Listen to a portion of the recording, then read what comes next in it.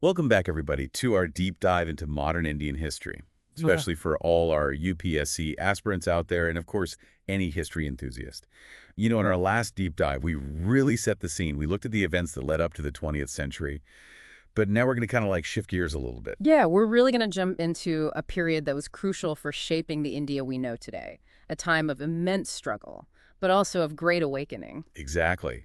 It's a story about how India found its voice on the global stage and how it began to chart its own course towards independence.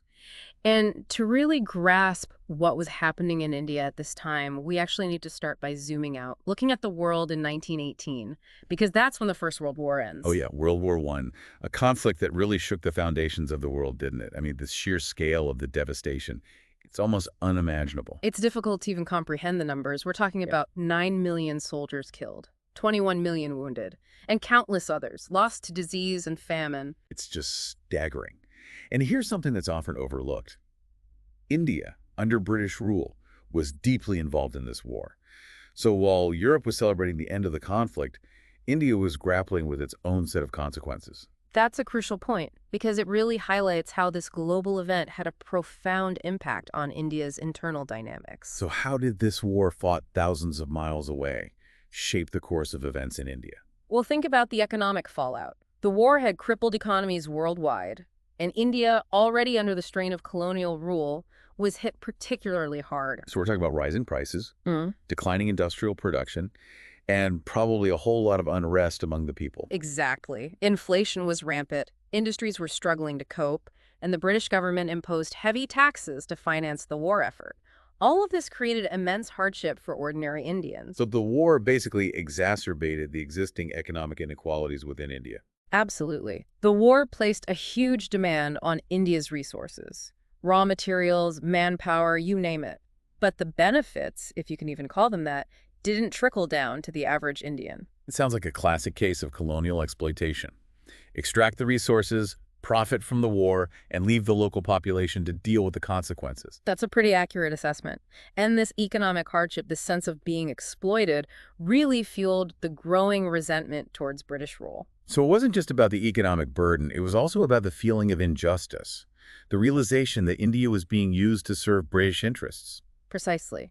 And this realization, this growing discontent, began to manifest in various ways. There was a surge in nationalistic sentiment. People started demanding greater autonomy, even complete independence. This simmering frustration, it wasn't just a passive feeling, right? It started to translate into action. Calls for change, demands for self-determination. Exactly. And it's important to remember that this desire for self-rule wasn't a monolithic force. There were different factions, different ideologies, all converging towards the common goal of liberating India from British rule. It's fascinating, isn't it, how this global conflict, this war fought on foreign soil, became a catalyst for change within India, kind of like shook things up and forced people to reevaluate their position within the empire. And one of the key events that really highlights this shift in perspective was the Lucknow Pact of 1916. Oh yeah, the Lucknow Pact. Wasn't that a rare moment of Hindu-Muslim unity on a political platform? I mean, it's not every day you see two groups with often divergent interests coming together like that. It was a significant event, no doubt. Amidst the backdrop of war and growing discontent, the Indian National Congress and the Muslim League managed to put aside their differences, at least for a while. So what did they actually agree on? What were the key takeaways from this pact? Well, they came up with a set of demands for constitutional reforms. Things like increased representation for Indians in legislative councils, more control over provincial affairs. Essentially, they were pushing for a greater say in how India was governed. So it was a step toward self-governance, a recognition that Indians deserved a voice in shaping their own destiny, but still within the framework of the British Raj, right? Exactly. It wasn't a call for complete independence just yet, more like a demand for a more just and equitable partnership within the empire. At least that's how it was perceived by many at the time. It sounds like a beacon of hope, doesn't it? A sign that perhaps things could change for the better, that a more equitable system could emerge from the ashes of the war. But history, as we know, rarely follows a straight path. And in this case, the path towards unity and reform was about to be met with resistance. Not from external forces, but from within the very system it sought to change. You're talking about the British response to this growing wave of nationalism, right? Instead of embracing the spirit of the Lucknow Pact and engaging in meaningful dialogue about reforms, they chose a different path. They did. And that path, unfortunately, was paved with repression and a hardening of control.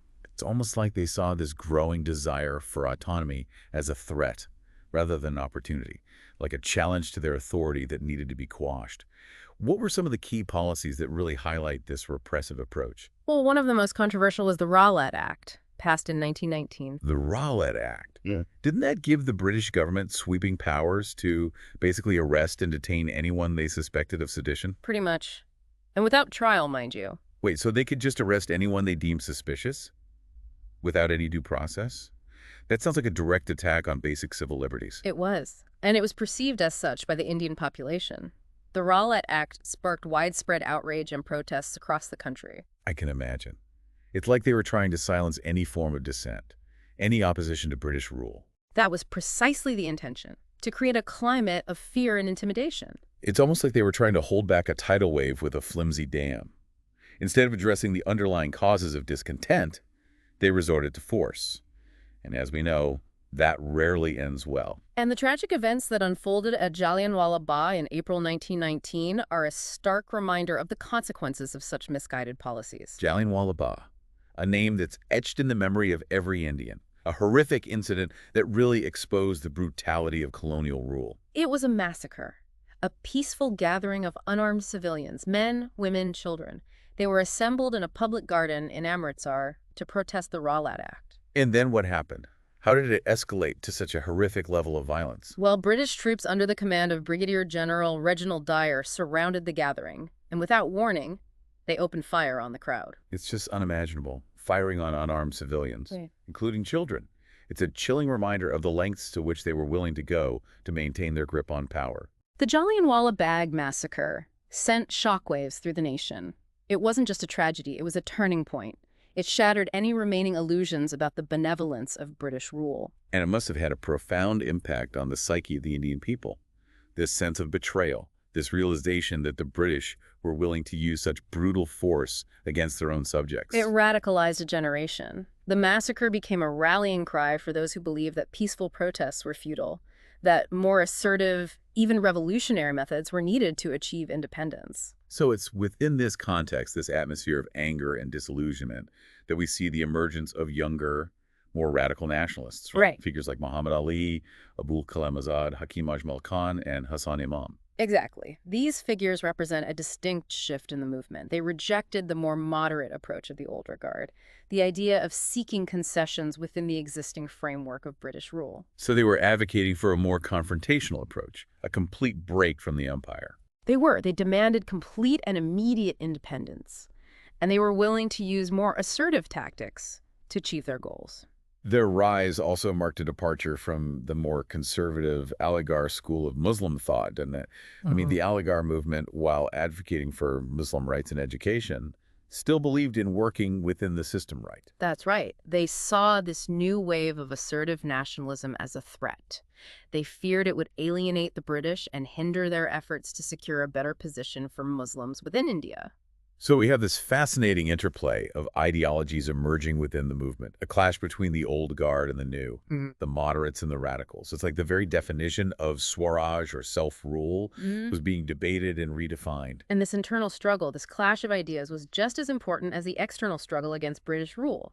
It shaped the character and the direction of the movement in the years to come. And it's within this turbulent landscape, this cauldron of conflicting ideologies and a growing sense of urgency, that one figure emerges. Perhaps the most iconic figure in India's struggle for independence, Mahatma Gandhi. Gandhi's arrival on the scene in 1915 marked a pivotal turning point. He brought with him a new philosophy, a new approach to resistance that would capture the imagination of millions and forever change the course of Indian history. Ah, yes, the philosophy of satyagraha. Nonviolent resistance. It's a concept that's often misunderstood, reduced to a simplistic notion of passive resistance. But it was so much more than that, wasn't it? Gandhi's satyagraha was a radical idea. It wasn't about passivity, it was about active resistance, about confronting injustice with unwavering moral force. It was about appealing to the conscience of the oppressor, not through violence or hatred, but through truth, love, and self-suffering. It sounds almost paradoxical, the idea that one could dismantle a powerful empire, not with weapons or armies, but with truth and love. But that was the genius of Gandhi. He understood the power of moral force, the inherent weakness of any system built on injustice. And his return to India marked the beginning of a new chapter in the struggle for independence, a chapter that would see this philosophy of satyagraha put to the test on a grand scale. And it's fascinating to see how Gandhi, through his leadership and his unwavering commitment to nonviolence, was able to channel the collective anger and frustration of a nation into a powerful force for change. And that force manifested itself in one of the most significant movements in India's fight for freedom, the non-cooperation movement. Launched in 1920, it was a mass mobilization, a call to action that resonated with millions of Indians from all walks of life. So what was the core idea behind this movement? How did Gandhi envision it playing out? Well, at its heart was the principle of non-cooperation. Gandhi called on Indians to withdraw their cooperation from the British government, to boycott British goods, institutions, and laws. It was a bold strategy, essentially trying to dismantle the colonial structure from within. Did it work? Did people actually participate? They did, in huge numbers. Millions of Indians heeded Gandhi's call. They boycotted British cloth, refused to pay taxes, and even resigned from government positions. So it was more than just political slogans and demands. It was about tapping into the everyday lives of people, disrupting the system from the ground up. Exactly. And it created quite a stir. It put immense pressure on the British administration. But I imagine a movement of this magnitude wasn't without its challenges, right? Of course not. No movement of this scale unfolds without its share of complexities and internal contradictions, and the non-cooperation movement was no exception. What were some of the key challenges that emerged? Well, there was opposition from within the movement itself. Some questioned the efficacy of nonviolent methods. They argued for a more aggressive approach. Then there was a tragic incident at Charichara in 1922, wasn't there? Where a protest turned violent, resulting in the deaths of several police officers. That incident shook Gandhi deeply. He was a staunch believer in nonviolence, and he was devastated by the outbreak of violence.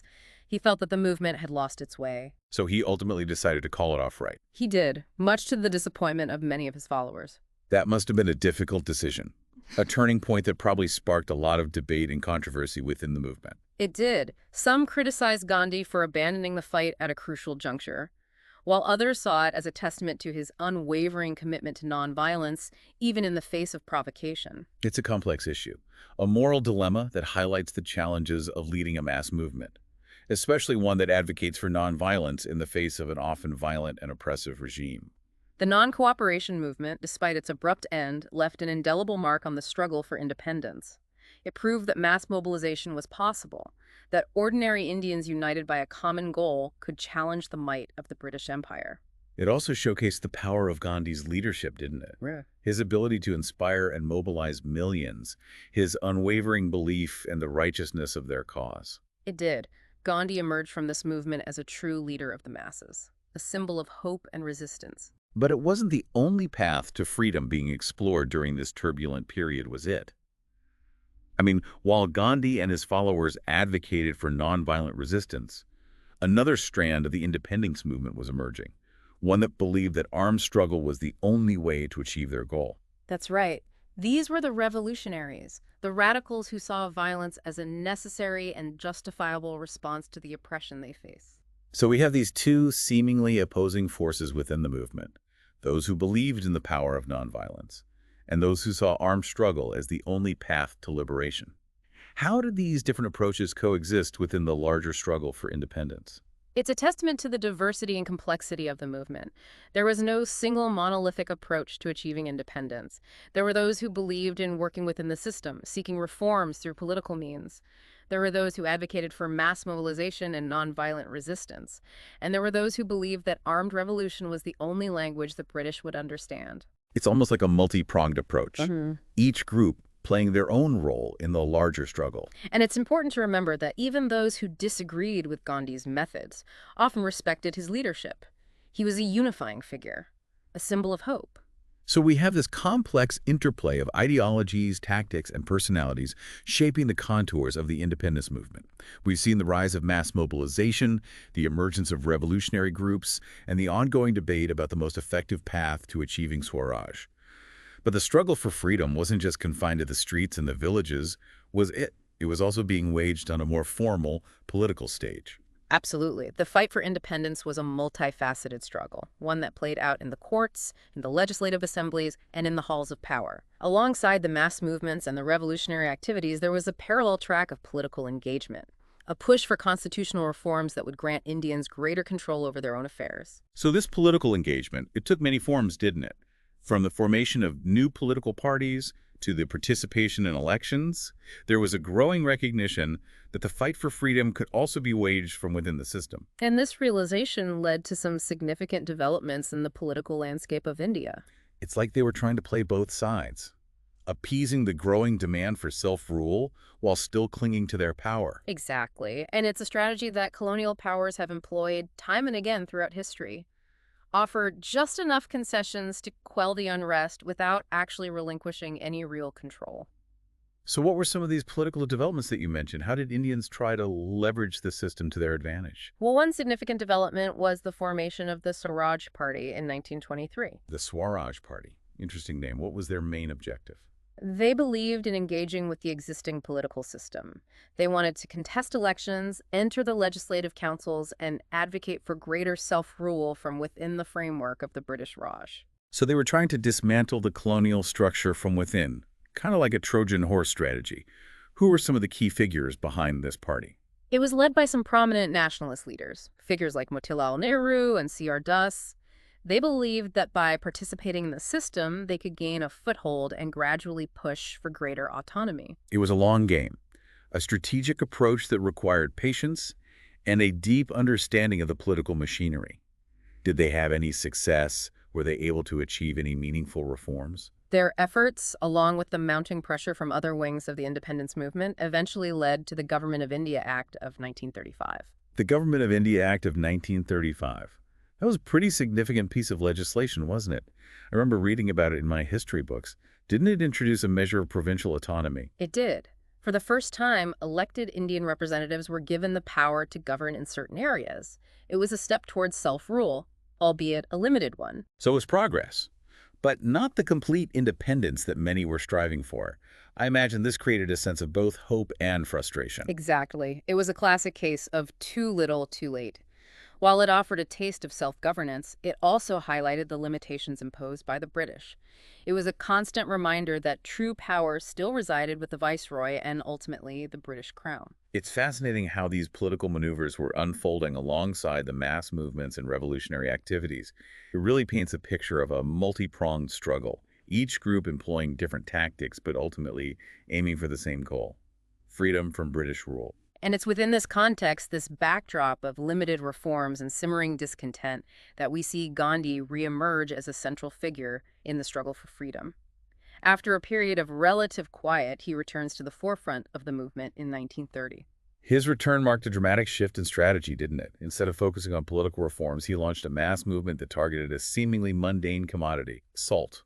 What was the thinking behind this? Why salt? Salt, in colonial India, was much more than a simple seasoning.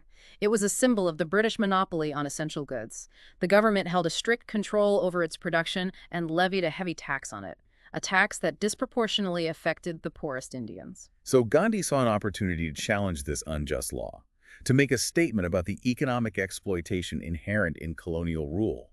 But how did he do it? What was his strategy?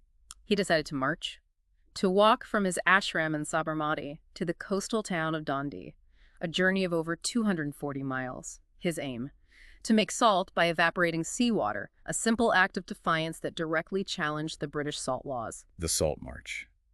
An iconic event in India's struggle for independence. It captured the imagination of millions, didn't it? This image of this frail man leading a column of determined Indians challenging the might of the British Empire with nothing but a pinch of salt. It was a brilliant act of defiance. It exposed the absurdity of the British salt laws and galvanized the Indian people. Millions joined the march or participated in acts of civil disobedience across the country. It was a powerful demonstration of nonviolent resistance. And how did the British react to this challenge to their authority? Did they try to stop the march? Initially, they tried to downplay it, dismiss it as a publicity stunt. But as the movement gained momentum, they realized the threat it posed to their authority. So they resorted to their usual tactics, right? They did. Arrests, beatings, censorship. They tried to crush the movement with force. But the spirit of satyagraha had taken hold, and the more they tried to suppress it, the stronger it grew. The Salt Satyagraha, despite the brutal repression, ultimately achieved its goals, didn't it? I mean, it forced the British to acknowledge the power of nonviolent resistance. It did. It exposed the moral bankruptcy of the British Raj in the eyes of the world, and it paved the way for future negotiations and concessions. It's a powerful reminder that even the most powerful empires are vulnerable to the collective will of a determined people, especially when that will is channeled through nonviolent resistance. The Salt Satyagraha wasn't just about salt. It was about dignity, self-respect, and the right of a nation to determine its own destiny. It's a legacy that continues to inspire movements for social justice and freedom around the world. So as we wrap up our deep dive into this pivotal period in India's history, we see a nation on the cusp of transformation. The seeds of independence sown decades earlier have taken root and are now blossoming into a powerful movement, a movement that will eventually lead to the birth of a new nation. But the journey to freedom is rarely straightforward, and the decades leading up to India's independence in 1947 were filled with challenges, setbacks, and triumphs. And those stories, those fascinating chapters in India's struggle for independence, will have to wait for another deep dive. But for now, we hope you've enjoyed our exploration of this pivotal period. We've covered a lot of ground, from the impact of World War I to the rise of Gandhi and the power of satyagraha. We've seen how Indians from all walks of life, united by a shared desire for freedom, challenged the might of the British Empire, and how their struggles and sacrifices ultimately paved the way for a new era in India's history. And as always, we encourage you to explore further. Delve deeper into the events we've discussed and discover the many untold stories that shaped this era.